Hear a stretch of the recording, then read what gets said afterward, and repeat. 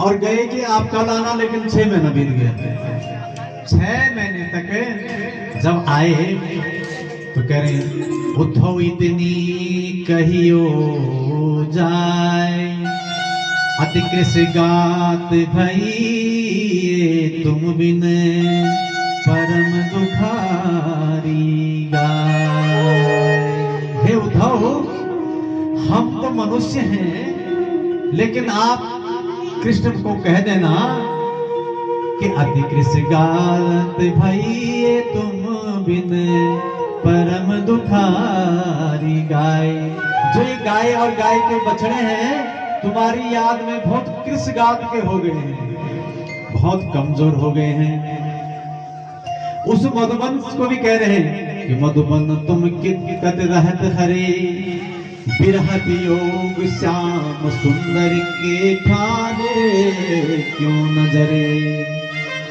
बंसी पैणु बजावत द्रुमतर, सारंग टेक खड़े। यह चितवन तू मन न धरत है, फिर भूप धरे। हे मधुबन, क्या तुम्हें ये याद नहीं आ रही है कि भगवान यहाँ पे अपनी बंसी बजा करके तुम्हें कितना आनंदित करते थे? अरे तुम हरे भरे क्यों हैं? तुम पे दावा ने अग्नि क्यों नहीं लग जाती है? तुम नख से क्यों न जले? नाखून से और सिर तक क्यों नहीं जल जाते हैं? क्या हे मधुबन, तुमको भी नहीं आती है यार? वहां के जितने भी चाहे वृक्ष हैं, लताएं हैं, गुल्म हैं, पशु पक्षी हैं, सारे भगवान के विरह में बहुत व्याकुल हैं।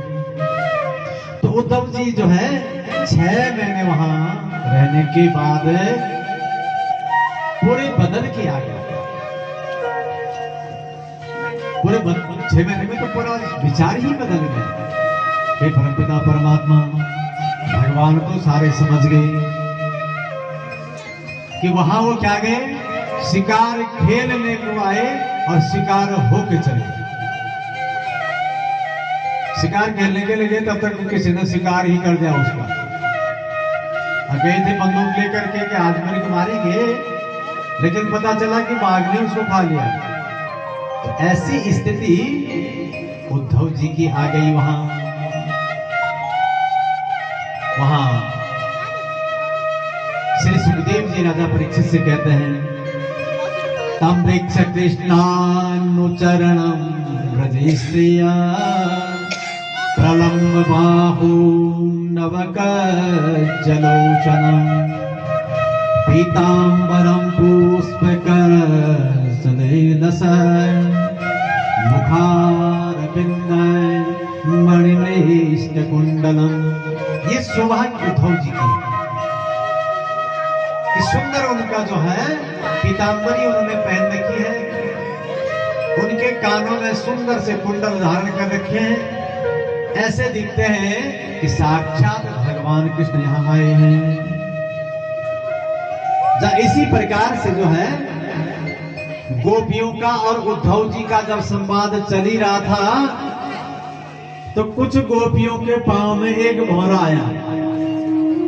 तो भौरा आता है ना, तो भौरा आता है तो गोपियां ये समझती है कि शायद ये भी उसी छलिया का संदेश लेके आई है, क्योंकि भौरे का रंग भी काला है और कृष्ण भी काले हैं।